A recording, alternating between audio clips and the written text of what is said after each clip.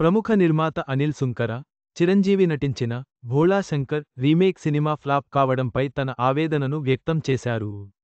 ఈ సినిమా విడుదలకు ముందే విమర్శలను ఎదుర్కొని, థియేటర్లలో ట్రోల్స్కు గురైంది. పాన్ ఇండియా స్థాయికి మన ఇండస్ట్రీ ఎదిగిపోయింది అని అనుకుంటున్నాం కానీ నిర్మాతల పరిస్థితి ఘోరంగానే ఉంది. ఒకప్పటితో పోలిస్తే సినిమాల్లో సరైన కంటెంట్ ఉండట్లేదు.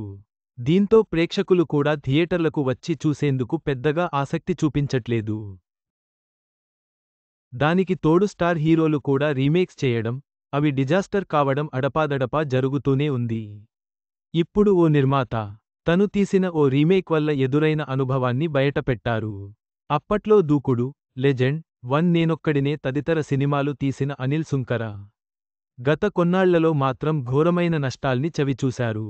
మహాసముద్రం, ఏజెంట్, భోళా శంకర్ తదితర చిత్రాలు ఫ్లాప్ అయ్యాయి.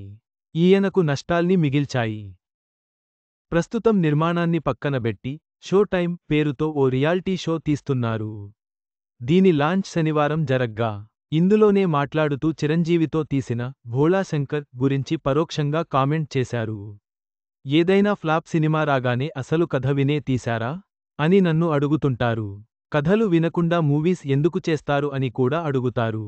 ఓసారి నేను ఇన్కమ్ ట్యాక్స్ ఆఫీస్కి వెళ్తే అక్కడ పనిచేస్తున్న ఓ క్లర్క్ నన్ను చూసి జాలిపడ్డాడు. ఎందుకండీ స్టోరీ లేని సినిమాలు చేస్తున్నారు అని అన్నాడు. నేను తీసింది రీమేక్ అని చెప్పినా అతడికి అర్థం కాలేదు.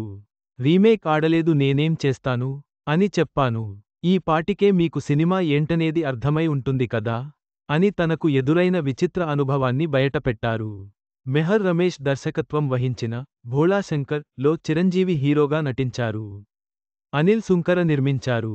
తమిళంలో హిట్ అయిన వేదాళం అనే మూవీ రీమేక్గా దీన్ని తెరకెక్కించారు. అయితే రిలీజ్కి ముందే విమర్శలు ఎదుర్కొన్న భోళా శంకర్ థియేటర్లలోకి వచ్చిన తర్వాత మరిన్ని ట్రోల్స్కి గురైంది. చిరంజీవి ఇలాంటి మూవీ ఎందుకు చేశారా అని అందరూ మాట్లాడుకున్నారు. అలాంటిది ఇప్పుడు స్వయంగా నిర్మాతనే పరోక్షంగా ఈ సినిమాని మరోసారి గుర్తుచేశారు. ఈ వీడియో ఇప్పుడు సోషల్ మీడియాలో వైరల్ అవుతోంది.